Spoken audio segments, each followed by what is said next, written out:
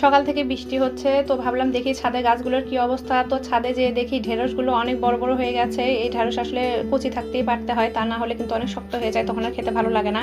তাই ঢেঁড়সগুলো পেরে নিচ্ছি। তো এখানে অনেকগুলো, আমার কিন্তু এখানে অনেকগুলোই ঢেঁড়সের গাছ। তো এই কেজিটাতে তেমন একটা ধান নেই, কাটতে আসতে কষ্ট হচ্ছে। তো এই হচ্ছে আমার মরিচের গাছ। এখানে কিন্তু শুধুমাত্র একটাই মরিচের গাছ, দেখুন কতটা পরিমাণ, আলহামদুলিল্লাহ আল্লাহ পাকের অশেষ দয়া যে এতটা মরিচ ধরেছে।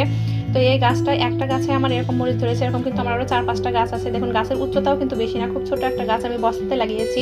আর বর্ষার দিন কিন্তু এই বৃষ্টির পানিতেই গাছ, মরিচের গাছ বেশিরভাগ মরে যায়, যার জন্য আমি বস্তাতে এবার মরিচের গাছটা লাগিয়েছি। তো দেখলাম রেজাল্ট খুবই ভালো, তো আপনারা কিন্তু এভাবে লাগাতে পারেন।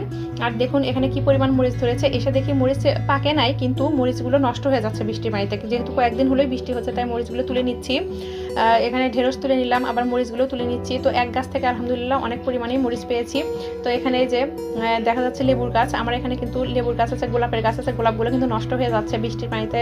গাছের আসলে পরিচর্যা একটু কম হচ্ছে, কারণ আসা হয় না, বৃষ্টির জন্য আসতে পারি না। তো এই যে দেখুন লেবু ধরেছে, তো লেবুও ছিঁড়ে নিচ্ছি। তো আজকে ছাদ বাগানে এসে আমি কিন্তু এত কিছু পাবো এটা কিন্তু আশা করি না। আমি জাস্ট দেখতে এসেছি গাছগুলো কেমন আছে। তো এসে দেখি যে এরকম আর কি গাছে অনেক ফল ধরে আছে, ভালো লাগলো দেখে, তো তুলে নিলাম। আর এই হচ্ছে লেমন গ্রাস। তো লেমন গ্রাসের চা, এরকম বৃষ্টির দিনে লেমন গ্রাস মিশিয়ে চা খেতে কিন্তু খুবই ভালো লাগে। তাই কিছু লেমন গ্রাসের পাতা তুলে নিচ্ছি।